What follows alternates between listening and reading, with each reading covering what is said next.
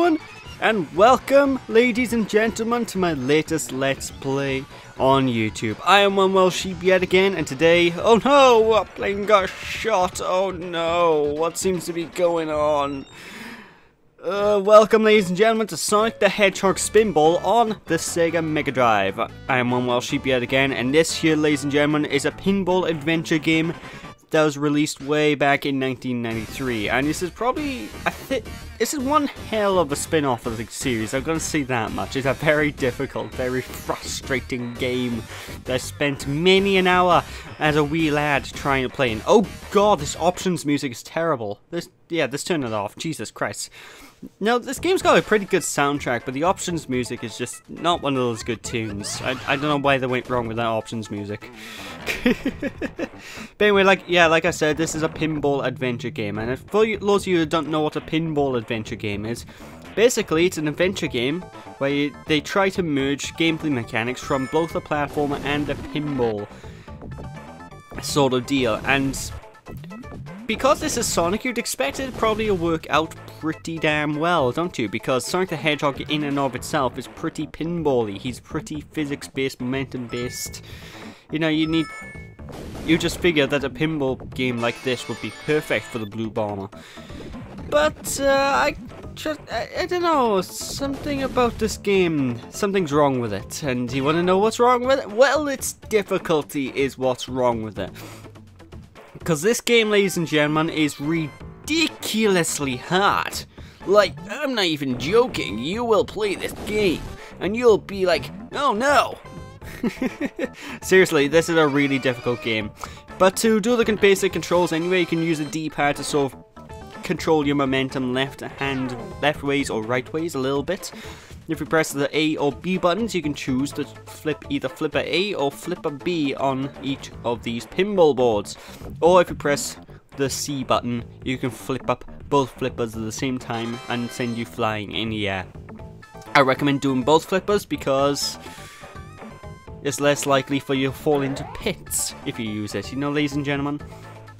But anyway, this here is the first level of the game, Toxic Caves, and you should expect it's caves and they're filled with toxic water. If you fall into said water, you will die.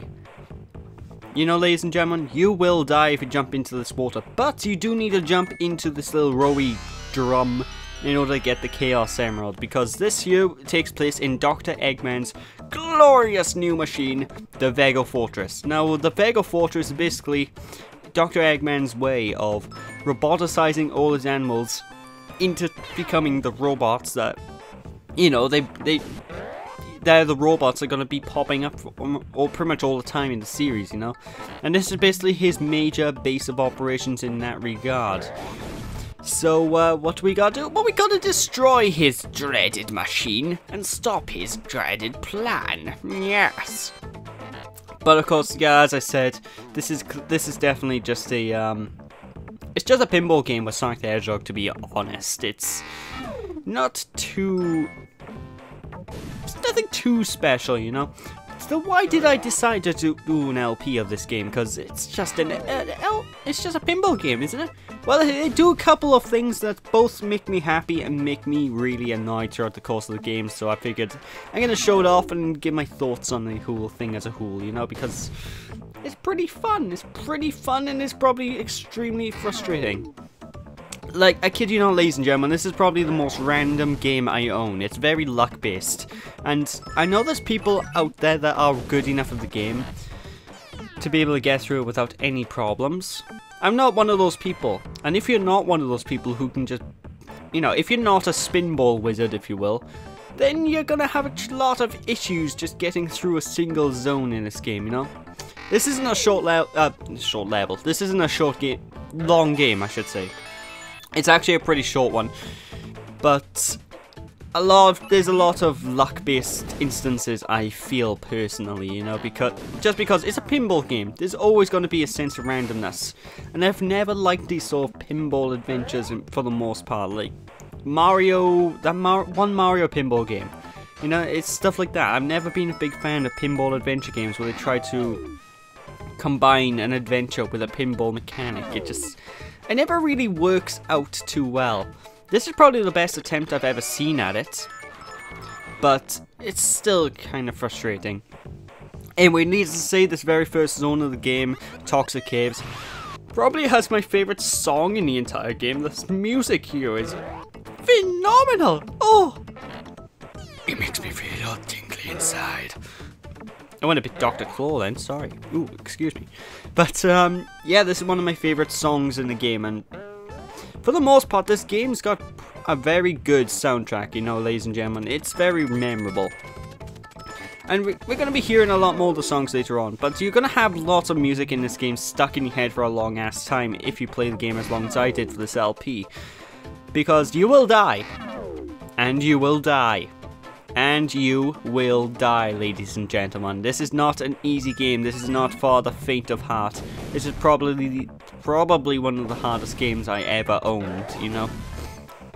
Anyway, to start things off, what are those things on the sides for there? Basically, we need to shoot Sonic up them in order to break away all those barrels. Those barrels will lead us to the boss fight. However, in each of these stages, we do need to collect all of the Chaos Emeralds. There's no longer 7 or 6 Chaos Emeralds. There's pretty much a random amount in this fortress. I don't know how Eggman got his hands on all these, but yeah, there's a bunch of Chaos Emeralds in the fortress. We need to pick them up. After we've collected every single Chaos Emerald in a stage, we'll have our path free to go up to Dr. Eggman himself and lay the smackdown. And when Eggman gets the smackdown, oh my, we're Sonic heroes. And that's a glitch, ladies and gentlemen. That sometimes happens in this game. Well, I say sometimes happens. That happens a lot in this game. This isn't the most stable game in the world, I should be perfectly honest, you know? It's very easy to glitch through things and break the system, you know? As you will see probably in the final part, because I glitched through the floor like 5 to 6 times in that part, and it drove me up the wall. Ugh. Frustrating. Anyway, by here you got a bit of a rail cart section going on, and you see that switch right above that little hole that I went through. Well, basically our goal by here is to try and gain access to that switch as Sonic. If we're able to gain access to said switch, then, well, basically, there we go, we'll be able to switch the railway tracks, and doing so will allow us to gain access to one of the Chaos Emeralds. And as you can tell, there's loads of rings in the, in the stage, and because this isn't a traditional Sonic game, you can't get hurt. You know, fighting an enemy, fighting a bad mook, if you get hit by him, it means nothing at all. So what's the big thing about fighting all these guys then? What's the big deal? Well, they give you points, and points will cause you to gain a lot of lives. You know, ladies and gentlemen, you will need these lives. Lives are good, and if you don't get the lives, you will die. So there's that. It's basically just a pinball game through and through, you know. There is no enemies to speak of. You can't really die. Although in the very first pinball chamber we were in with the blue water, that's one of the only places in the game that if you fall below the flippers, you will actually have a chance to jump out for a brief second or so. And I didn't really choose to show that off because why would I show that off? I'm going to show you the best playthrough of the game, which involves me not falling below the flippers at all. Granted, I failed at this, but that's what I wanted, god damn it. But I digress. Anyway, going up to this little thingy with a counter, if you go through there about 3 or so times, you will actually be able to gain access to this little chamber here. Going into this here chamber will essentially allow you to jump out to the boss room and get onto this minecart. And you can just press left or right to go to a specific direction as minecart, you know, ladies and gentlemen. Which I do recommend well, I not only recommend, you need to take both routes on the minecart. You need to go both left and both right overall in order to reach the boss fight. You know, it's kind of tricky, I'll be honest. But you know, when you get the hang of it, it's not too bad. This is the first level of the game, ladies and gentlemen. See, it's gonna be the easiest. It's gonna be the most challenge-free. Yes. And away we go. Oh yes. Now, whenever you get all of the Chaos Emeralds in the stage, you could either look at the top little title card thingy at the top of the screen that says "Radical, got them all! Wow!" Or you you could listen to the music, because every time you get the last Chaos Emeralds, the game gives you this da-da-da sort of jingle, and I don't know, I like that, you know. I love audio cues in games, what can I say? I love it when a game clues you in that you did something right by giving you a neat little audio cue. And believe it or not, ladies and gentlemen, we just collected every single ring in the stage. Now, if you collect every ring in any given level, portals will open up across the stage. And going inside these portals will send you to one of a number of minigames. This here is Clucker's Revenge. You know these Clucker guys? Yeah, the normal Baddox. Well, all we gotta do is bounce the normal pinballs into him. And for the most part, all the bonus games in this game are basically real pinball games. Which is kind of strange that you play pinball with the real pinball physics for the most part, and then suddenly, oh no! We're controlling Sonic with momentum and whatnot. It's kind of strange. The problem with this being a more realistic pinball game is the fact it's very difficult. It's very difficult to not lose the balls, because you could just be plain unlucky and the balls would just go directly in the middle of the two flippers, and it can screw you over.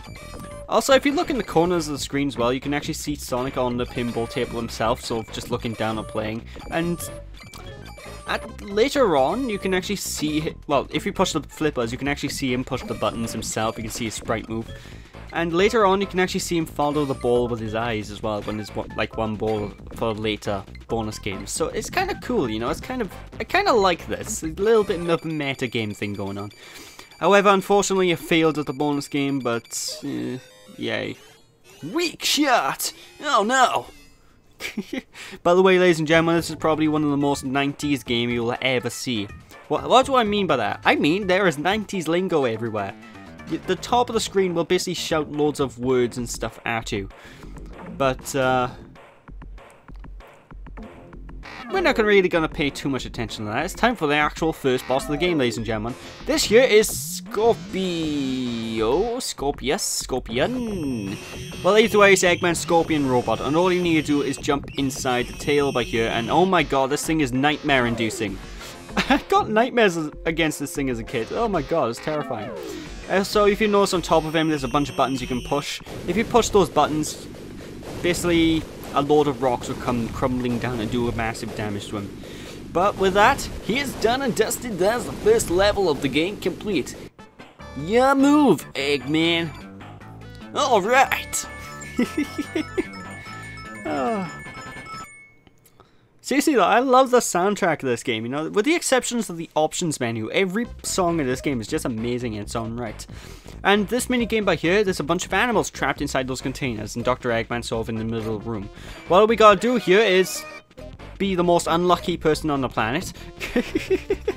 God damn, I hit Eggman and went straight down.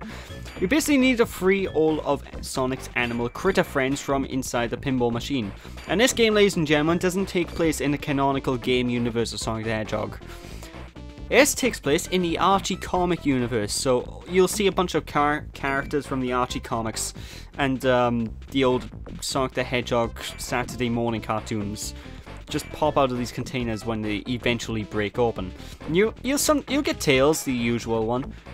But you'll also get the likes of Sally Acorn and Bunny Rabo, or Rabot, or however the hell her name's pronounced. I think it's Rabot, I'm not actually sure. Because there's Bunny, speak of the devil. Some monkey character, I don't know who that is. So yeah, you just have to free all the critters. Unfortunately, like I said, this is realistic pinball for you, so it's even more luck-based than the real game. Hey, there's Sally! Pink as well, huh? This was before Sally had her redesign, so she was a bit more normal coloured and a bit less pink. Because at this point in the comic books, I think she was pink. Don't quote me too much about what I say about the comics, because I never really read the Archie comics. I was more of a Fleetway Sonic the Comic kind of guy. But with that, ladies and gentlemen, that is it for this part, so thank you all for watching. Hope you all enjoyed. Don't be sheepish, and when we return next time, we'll take on the second zone of the game, the Lava Powerhouse. So, I'll catch you all next time. Don't be sheepish, people. I'll see you then. Bye!